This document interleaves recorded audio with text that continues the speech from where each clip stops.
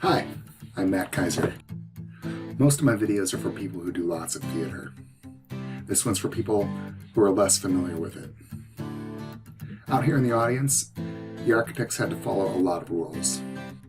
Aisles and seats and fire exits have to be spaced just right. Special fabrics and materials are required.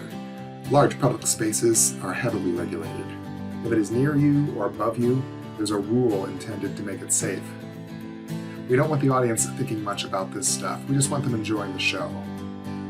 Just like in a shopping mall or at a zoo, the public gets to take safety pretty much for granted. Now, let's clear this scenery and talk about the non-public part of the theater. Once you come up onto the stage, you are in a world with different rules.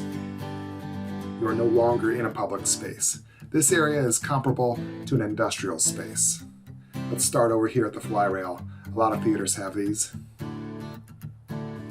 Suspended over the stage are many steel battens. Each one is connected to one of these arbors. An arbor is just a metal frame holding a big stack of iron and lead bricks. Each brick here weighs about 15 pounds. This arbor has over 250 pounds at the moment. With 20 or 30 arbors, you can easily have several tons of weight in use. The weight you see here matches the weight of everything currently suspended over the stage. There can be several tons of equipment and scenery overhead on a per-show basis. These tons don't just stay put, they get moved up and down during the show and during work. The battens are as close as 6 inches together. Sometimes things catch or bump into each other. There's a lot of choreography going on up there above everyone's heads. It can be hard to see up into this space. During a show, it's dark up here and there's a lot in the way. If things are flown in the wrong order, scenery can knock lights or speakers loose. If things are not in the right places, some lights can burn holes in fabric. Even fire-retardant drapes will smolder and catch fire if given a little time. All of this stuff has to be rigged correctly and then controlled with awareness and skill. The fly system is a fantastic tool, but like a forklift or a chainsaw or a jackhammer, it can be dangerous. It does not have electronic safety devices or warning beeps. It does not stop automatically. If it's not used correctly, it can hurt people badly and cause a lot of damage. In some shows, there are large pieces of scenery rolling around. They can move in all kinds of different ways. You might see revolves, jackknives, or other units. A large rolling unit like this might weigh between 800 and 1,500 pounds. When it gets rolling, it has a lot of power. People pushing it cannot see past it. If it is moving when it is not expected, it can knock people over and injure them badly. Imagine getting your ankle caught under this in the dark backstage. During a live show backstage, people hesitate to yell "stop." Every show will have its own set of hazards to be navigated. The lighting system is another system in the theater that requires understanding and respect. Each stage light might use up to 1,000 watts of electricity. Each is about the same as a microwave oven. A given show might have anywhere from 100 to 400 lighting units in use. The typical home runs on about 4,000 watts of electricity.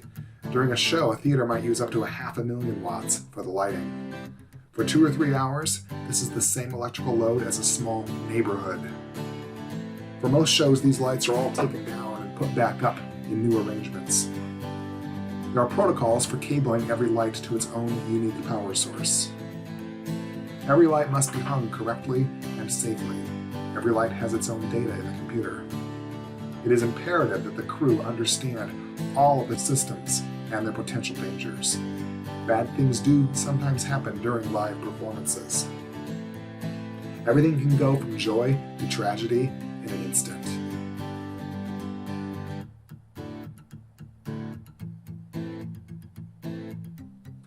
It's vital that we all have a really healthy respect for the space and everything happening in it. Just as important is an atmosphere where the professional staff can make good choices. Staff should be rested and not overwhelmed. Cutting corners on trained staff, materials, or protocols can have terrible consequences. The magic of theater does not keep any of us safe. As the numbers of people on stage goes up, the potential for danger and confusion goes up. As the amount of moving scenery on stage goes up, the risks go up too. If we cut costs by replacing lots of trained crew with volunteers, we can make things riskier still. Many community theaters love to get lots of people involved. They should. We need to be careful not to overwhelm the ability of the staff and crew to provide a safe environment. Good crew makes everything look easy, even when it's not.